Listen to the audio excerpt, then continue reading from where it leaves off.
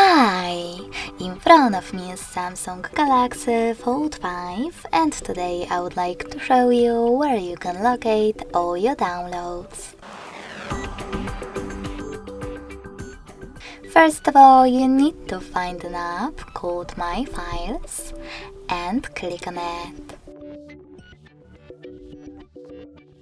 Now select the Downloads category located under Documents on the left. As you can see, all my downloaded files are over here.